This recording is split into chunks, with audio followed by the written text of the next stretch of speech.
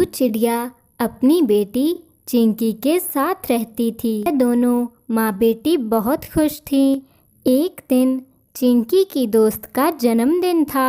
वह जन्मदिन पर जाने के लिए अपनी माँ से जिद करने लगती है। मम्मा, आज मेरी दोस्त का जन्मदिन है और उन्होंने बहुत बड़ी पार्टी रखी है। मुझे भी जाना है वहाँ। क्या मैं जा सकती हूँ? ठीक है चिंकी बेटा, तुम चले जाना, लेकिन वहाँ देरी मत करना। टाइम से घर वापस आ जाना। फिर चिंकी चिड़िया अपनी दोस्त की बर्थडे पार्टी में चली जाती है। चिंकी ने वहाँ केक, चॉकलेट और भी बहुत कुछ खाया और वह अपनी दोस्त को जन्मदिन का तोहफा देकर घर वापस चली आती है। अरे चिंकी बेटा, तुम आ गई। ये तो बहुत अच्छा किया जो तुम अंधेरा होने से पहले ही लौट आई। आपने कहा था तो मैं कैसे नहीं आती। और हाँ, मैं आपके लिए यह बर्गर लेकर आई हूँ, जल्दी से खा लीजिए। अरे चिंकी बेटा, लेकिन यह बर्गर तू कहाँ से लाई है? आते वक्त हम सभी को एक एक बर्गर खाने को दिया, लेकिन मैं पहले ही बहुत कुछ खा चुकी थी, इसीलिए यह बर्गर मैं आपके लिए ले आई।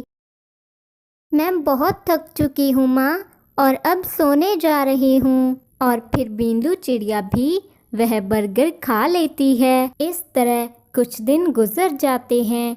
एक दिन चिंकी अपनी माँ से बर्गर बनाने की जिद करने लगती है। माँ, आज मेरा बर्गर खाने का बहुत मन हो रहा है।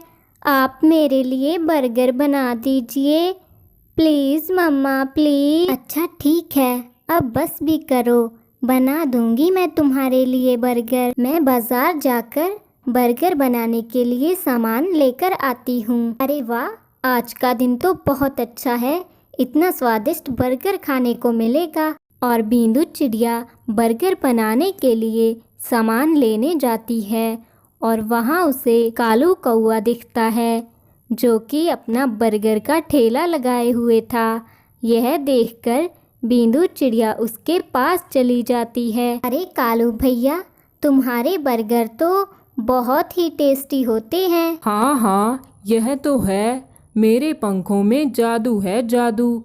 एक बार जो मेरे बनाए बर्गर खा लेता है, फिर बार बार यहीं आता है। यह सुनकर बिंदु सोचने लगी कि बर्गर तो वह खुद भी बहुत अच्छे बना लेती है, और अगर वह भी बर्गर का ठेला लगा ले तो कितना मुनाफा होगा। कालू भैया, आप एक बर्गर कितने का देते हो? मैं एक बर्गर 20 रुपए का देता हूँ।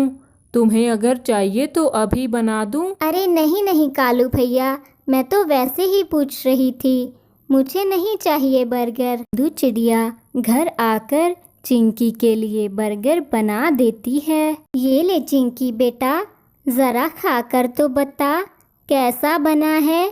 चिंकी चिड़िया बर्गर खाने लगती है। मम्मा, ये बर्गर तो सच में बहुत टेस्टी बना था। ऐसा बर्गर तो कालू अंकल भी नहीं बना सकते।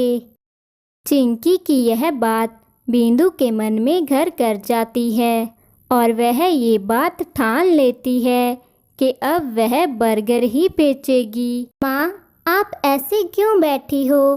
कितनी रात हो गई, सो जाइए। चिंकी बेटा, मैं सोच रही थी कि कालू कौवे की तरह ही बर्गर का ठेला लगा लूं, और अगर काम अच्छा चल गया तो हमारी सारी मुश्किलें हल हो जाएंगी। हाँ मम्मा, ये आइडिया तो बहुत अच्छा है और मैं भी इसमें आपकी मदद किया करूँगी। इस तरह बिंदु चिड़िया बर्गर बना लेती है और बाजार में कालू कौवे के पास ही अपना ठेला लगा लेती है।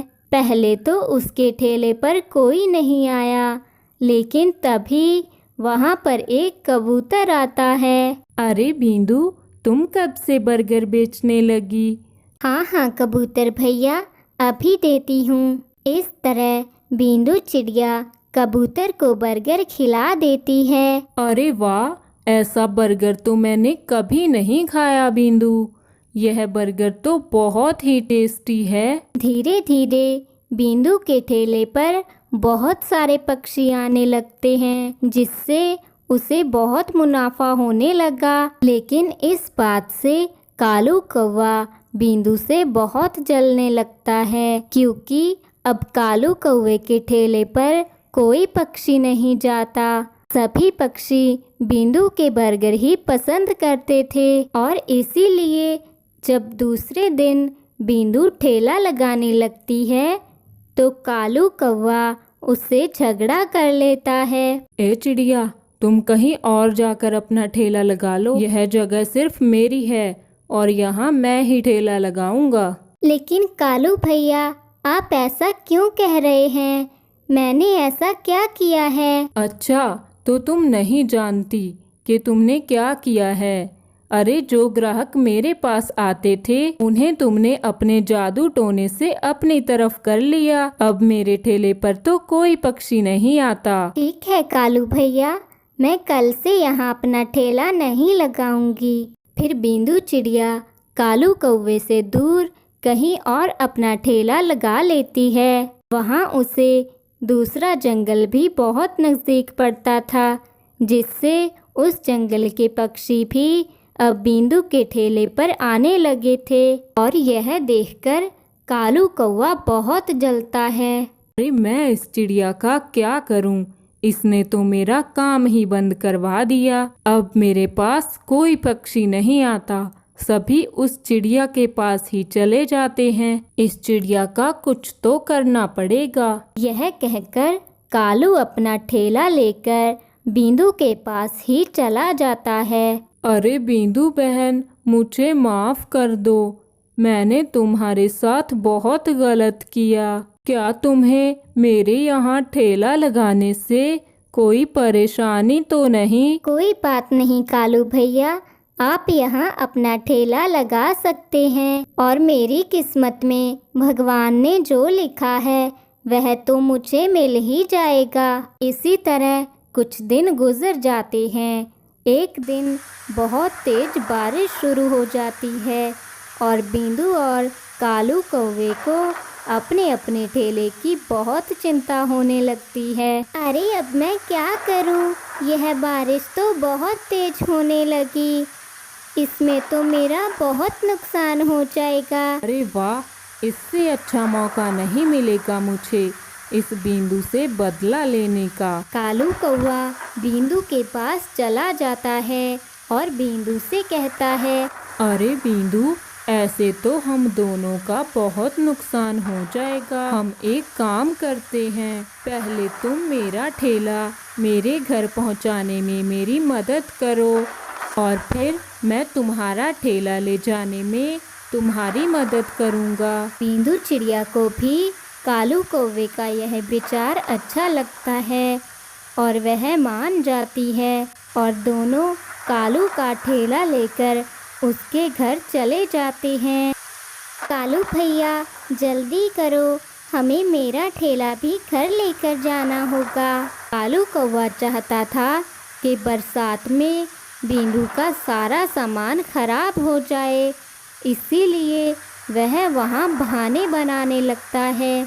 अरे बिंदु, मेरे पंख में बहुत दर्द हो रहा है, मैं नहीं जा सकता अब, मुझे आराम की ज़रूरत है। बिंदु चिड़िया भी कालू कौवे का इरादा समझ चुकी थी, इसीलिए वह वहाँ से वापस चली आती है। जब वह अपने ठेले के पास आती है तो देखकर बहुत दुखी होती है, क्योंकि उसका ठेला बरसात के पानी में ही डूब चुका था। अरे, अब मैं क्या करूं?